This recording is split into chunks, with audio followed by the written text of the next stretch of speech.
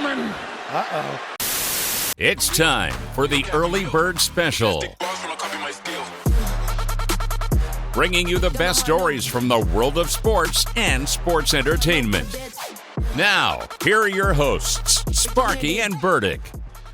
Welcome back to the Early Bird Special, Hour 2 on this Tuesday. Did we get any text messages on the trivia question, my friend? We did. We got a couple said. One said just the Clippers, and they'll never win it. Aww. The other one says the Clippers and the Jazz. That's a good one. Clippers and Jazz. Yep, you are the winner for the day. We'll get you some swag or something. We'll reach out to you and hook you up with an EBS t-shirt or something. But we got some WWE to talk about as Backlash is going to be live from St. Louis this weekend on Saturday.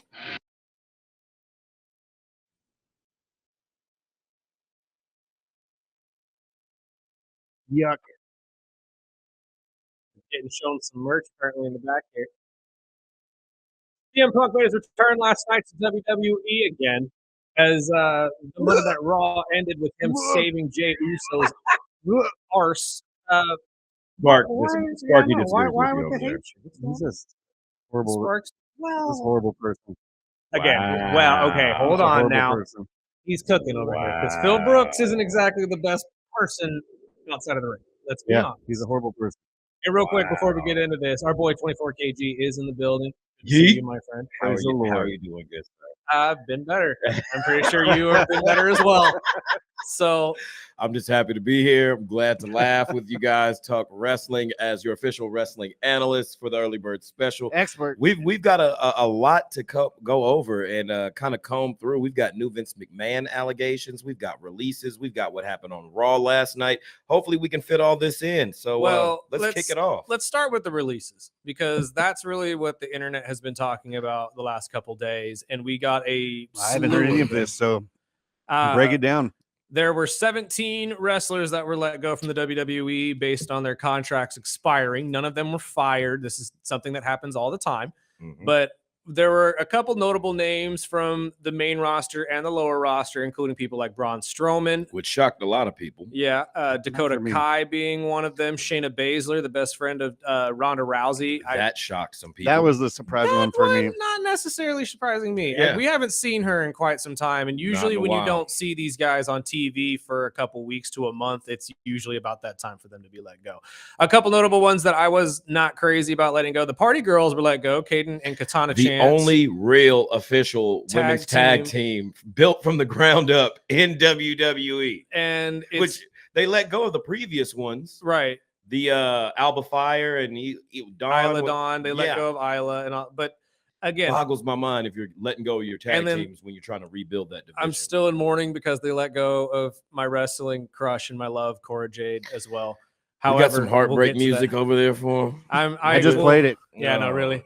I'm actually going to be efforting an interview with Cora. Just throwing that out there. But manifest, my friend, manifest. She threw her email out there and for wrestling bookings. Absolutely, I don't care. This is about as close as you're gonna get. This is about as close as we're gonna get for a while. Let's get her on an interview. Figure out what's going on. We've got other notable names like Gigi Dolan, Jakar Jackson, Joe Coffey, which surprised me.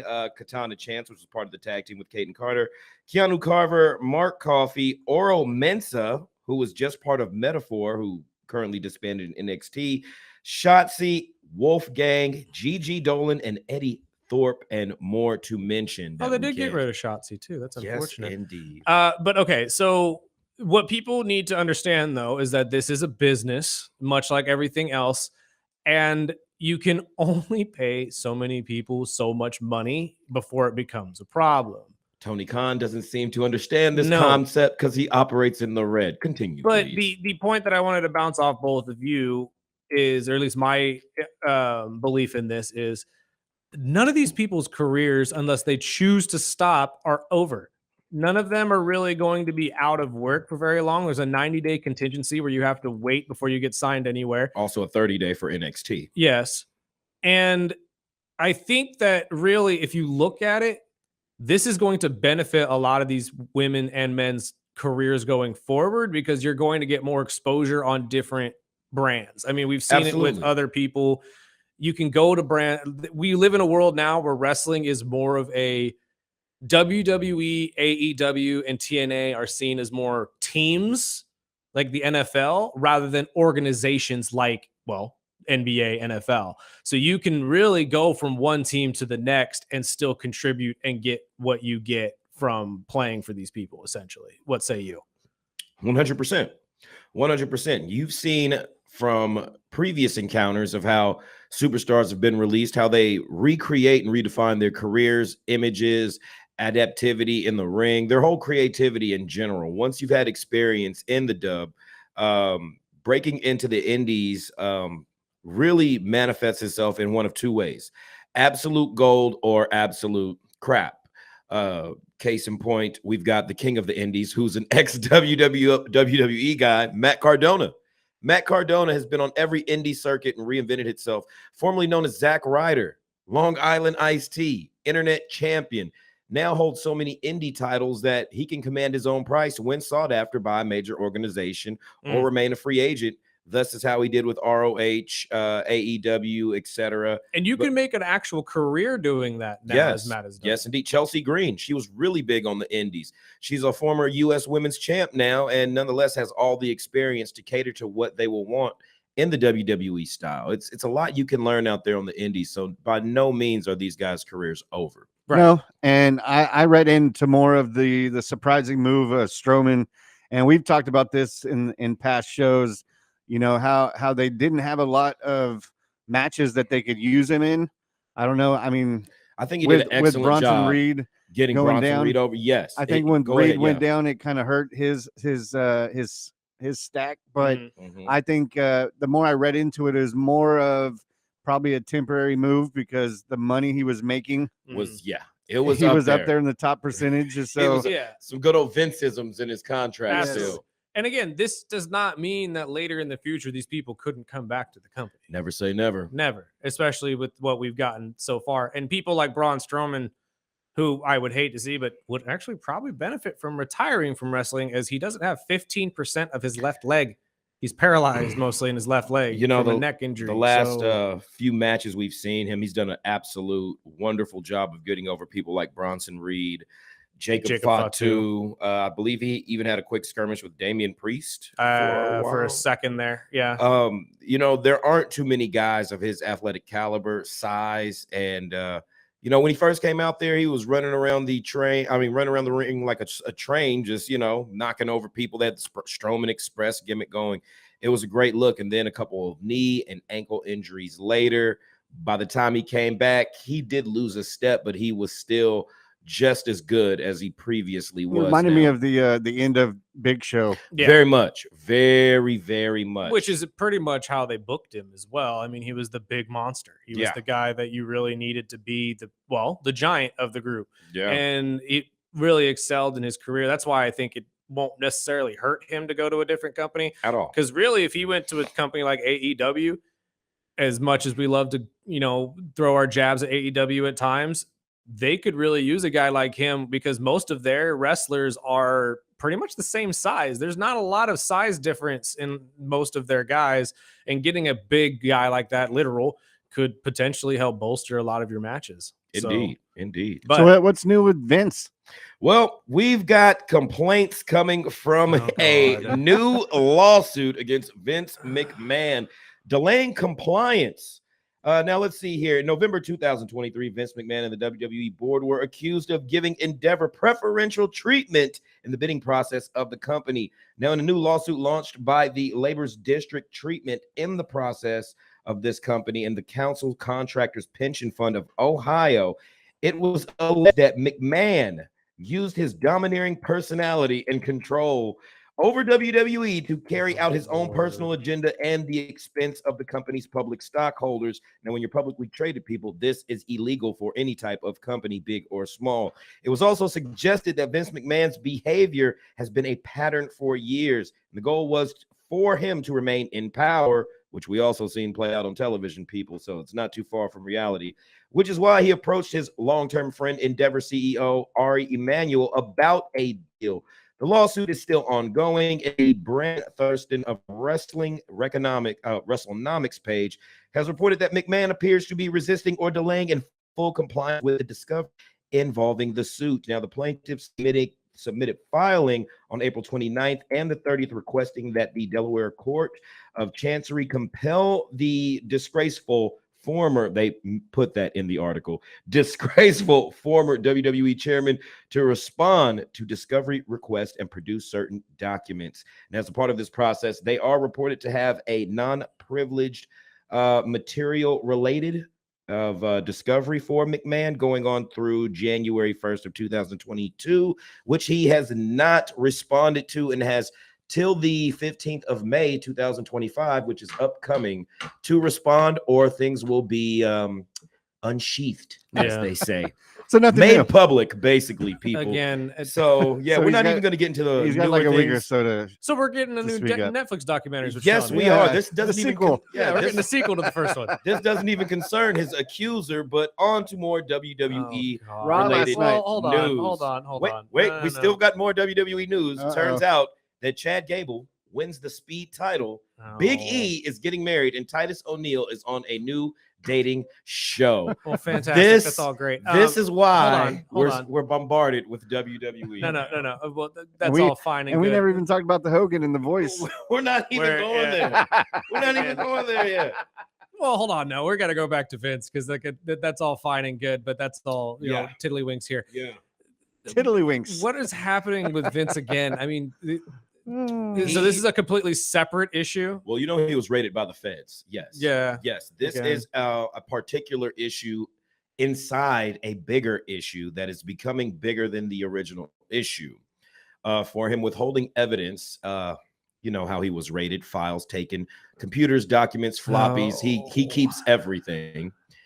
That there were some things that were conveniently missing. Now, we're not saying that there were any implications that he had a heads up or what to clear out or what to throw away, seeing as how his ex-wife and former owner of WWE is Linda McMahon and sits high Working in a with Trump. Trump office. We call it a Trumpist, but We're yes, gonna- a Trump office. We're gonna leave that right Yeah, there. we're Yep. gonna leave that right there. We're not saying that there was any heads up on, hey, you might want to throw the trash out, but conveniently there is some missing evidence, which is, you know, pending their investigation from being complete. So taking out the trash, you should have just called Becky Lynch, right? There we go. There we go. I knew it was coming. We're gonna talk about that promo in a quick sec. That was Raw trash. last night. What'd you think? Yeah. Really? Okay. Trash. Okay, so look. Outside of Paul Wait, Heyman and Jay wait, Uso and all wait. that stuff, I that enjoyed her. Wait. There's No. trash and then there's wet garbage. And the recycling. Okay, you know when you pick up the trash and get one of those cheap liners and it just burst and all over the floor. That was, to me, it seems like we're having a little stumble in the creative process of Paul Levesque's creative team. Maybe they're feeling the heat. Maybe it's The Rock with a little pressure from the board. But this was not the most entertaining of Raws I post think- WrestleMania. Really? Because I got the text No. during a basketball game that said Raw is really good tonight. No. That's not what I said. I said Raw is really good, and I I was agree. like, that- oh, man, I I gotta don't start agree it. that the episode was bad. I said the promo was Oh. bad. Well, I Oh. Becky personally, and Lyra's promo was trash, not I the think, show. I think the whole fighting with them is garbage You know, overall. But I liked the promo. It But just- I also think they're force feeding Lyra because I don't think she's there yet. no, I don't think Lyra can wrestle anybody except Becky Lynch. Apparently, Yeah. that's Well- the only thing that I can't. Like, Yes. apparently, the only person agree. you guys can trust this woman to wrestle with, or vice versa, that everybody in this roster only wants to wrestle or doesn't want to wrestle her, because why is it always Lyra and Becky? It's like, I'm so over this.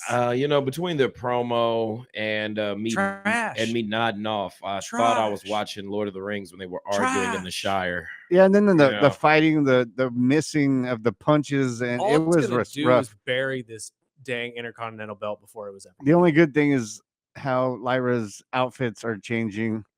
I would say because couldn't that care whole less. blue Blue with and the the feathers. feathers, She's I just looking was at- over that. Well, But she might be speaking of- molting. She's the bird lady. She Speaking looked of like bad molting. promos, though, I think this whole Yeet thing, we've talked about it. She came out looking is- like a is Yu-Gi-Oh card, dude.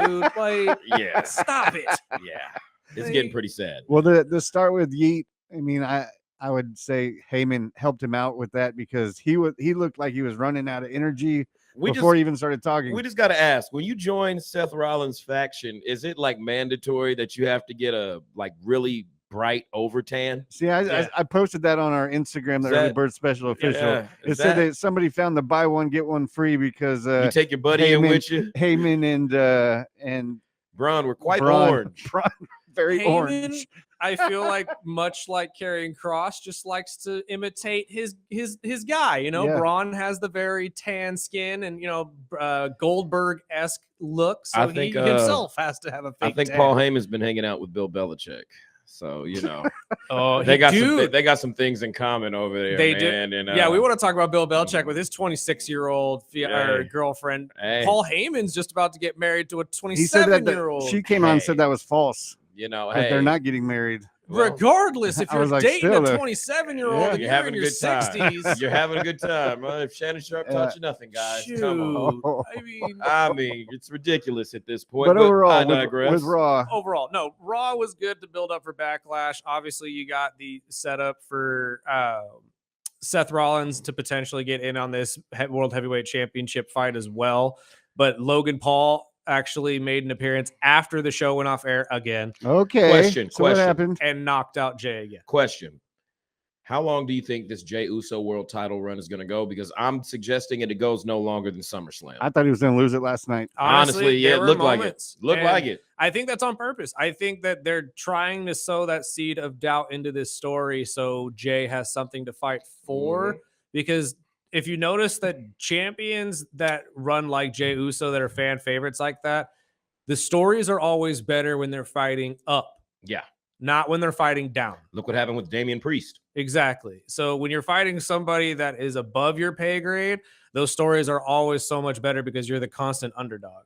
So that's why I think that they're trying to sow some sort of doubt into this. So it could seem that maybe it's not Logan that takes it off of him, but maybe Braun Breaker or somebody bigger like Gunther comes back for it again. They're towards SummerSlam area, and you see it get ripped off of him again. Well, it opened up that same discussion we had about who's going to join this group with Seth. I thought for sure when Heyman came out because he interrupted for Logan. Yeah, if it was going to be Logan, it would have been Logan last night. I still think they post the Gunther after Backlash. Could be right. We could not be seeing Logan Paul join the faction, but then that opens, I believe, the more likely one of Austin Theory. That's exactly what I was about and to they bring set up. that up yesterday as well. I see it, and I'm with it. They've been setting this up for over a year. Well, they set up them bickering at each other when he bowed out of that match. Wait a minute. What if it's not Austin? What if it's Grayson that they bring in? No, because Grayson, he was almost cream of the crop in NXT. Never really held a title down there, but he was a marketable heel. I feel like he got called up a little too quick. His run could have waited, it could have went a little bit longer down there in NXT. But pairing him with Austin Theory was out of nowhere. It worked. But now, for a while, they've been needing to split that tag team up. Austin Theory is a definite blue chipper, and I can't wait to see what happens under the Paul Levesque regime and the whole thing that he does with his creative, because Vince had the guy set up for success, but it wasn't, it didn't feel organic. It was the push. This is my guy. And it was obvious and fans rejected it like how they do. So if this is a possibility and they're reawakening the Austin Theory experiment, I feel like his fit in Seth Rollins' faction on television could work great. I think it could be. I think Austin Theory makes a lot more sense. And honestly, it's either Austin Theory or it's somebody from NXT that hasn't been called up yet. Definitely. Because there's rumors of guys like Trick Williams and Tony D'Angelo finally getting a call up as well. And then pretty much revamping NXT with all of these LFG guys that were just on this TV show that they're ending here in, I believe, about 2 or 3 weeks. So we'll see how that goes. I know tonight they're going to have an entire battle royale where you're going to see a lot of these kids that are the new ones that are going to be a part of this as well, to see who's going to be the next number one contender on NXT. Really? So yeah, that's supposed to be tonight. I know at least 4 of the people from LFG, if you've been watching that show, will be in that match. How do you feel about Rusev re-debuting last night in official capacity of hurting people like Otis. Look, beating the crap out of both of them. I mean, love Rusev. I do. And I think this is going to sprout something that potentially makes maybe Rusev the new leader of Alpha Academy and changes Alpha Academy into something else. Because I think he fits with that very well, especially with the Blonde and Rusev dynamic that's always been there in the WWE with Maxine Dupree, who also is desperately needing something to help her. But it just because my main thing here is we just went through 17 cuts of people that were probably better than everybody on Alpha Academy.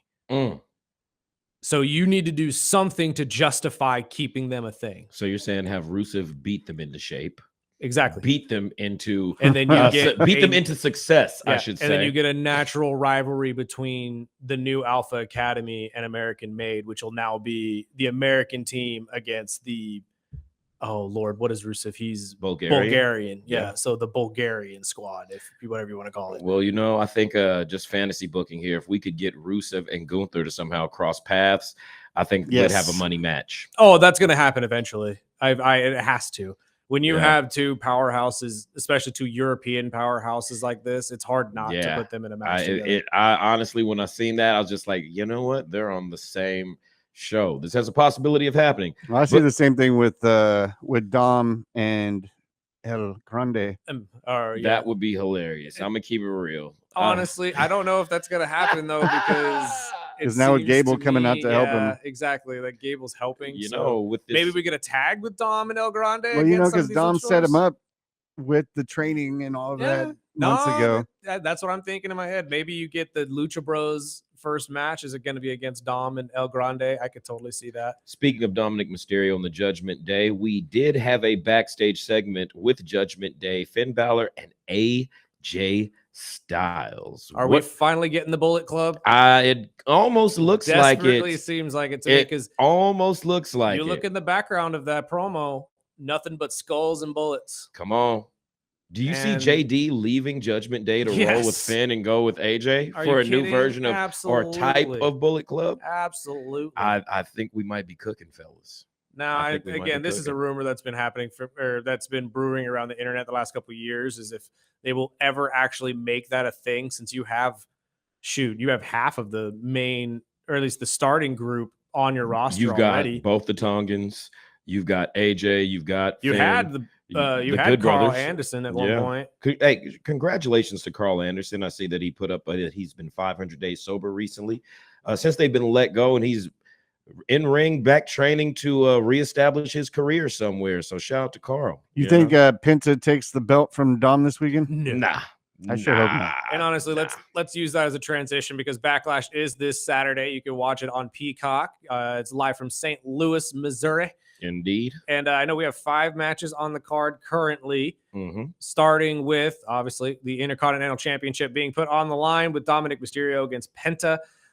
I don't see this Dominic Mysterio run with this belt ending very quickly. I think that we're going to get this at least for half a year. Oh, they're going to piss off a bunch of people.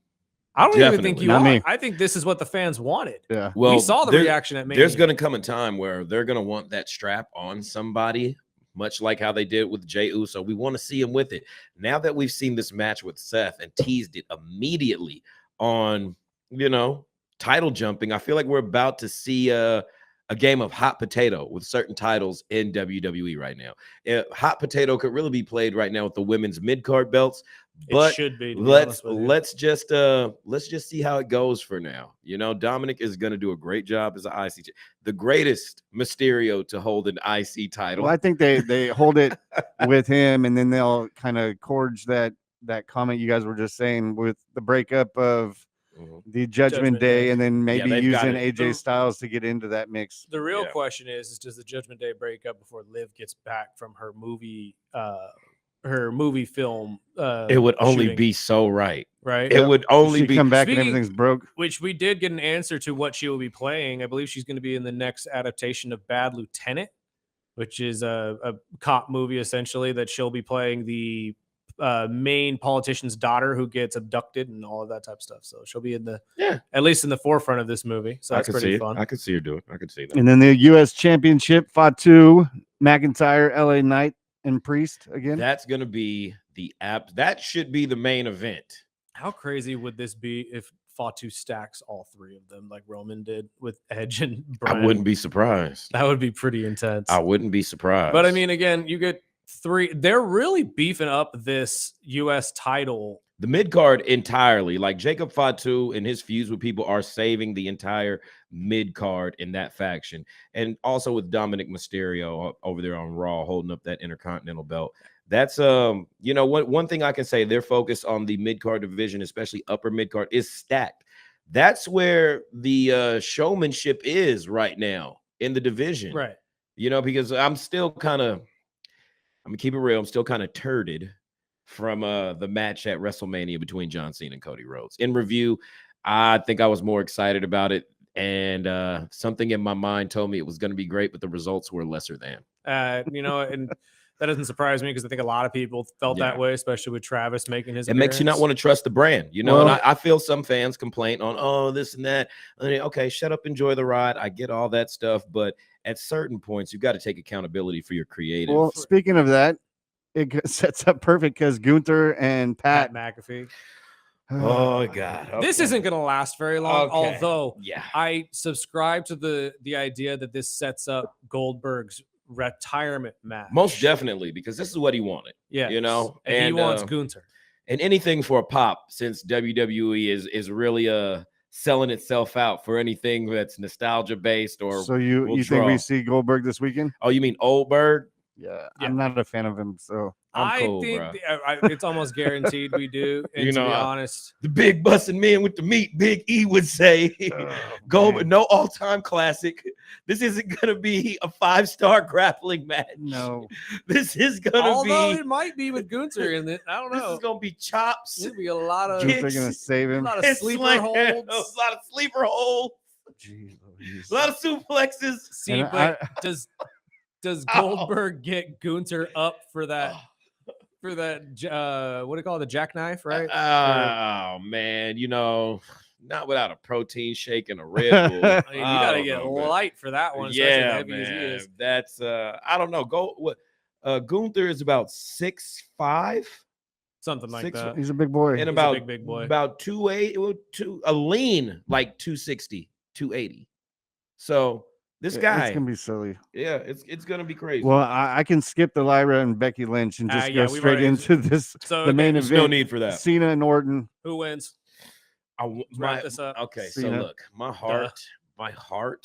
You sound like one of the fans, one of the little neckbeard fans. In my basement with my pizza rolls. I want Randy Orton to win. But logically. We're going to go ahead and say John Cena is going to take John's winning this. I would love to see Randy win, but WWE isn't one of those companies that just gives you a belt just because you're taking on a champion at your home. Let's bring up Zelina Vega and a lot of others that have really just taken the pin and gotten their butt handed to them. Tell them how this goes for fans that don't know, Chris, when you're a champion in WWE or vying for a championship. And you happen to wrestle in your hometown, what usually happens? Unless it's the Royal Rumble or the Money in the Bank match, you usually get your butt handed to you and sent back to your house. Really bad. Yeah. And they're for some reason, they always have your family in the front row. Always. Why do they like putting these guys' families in the front row?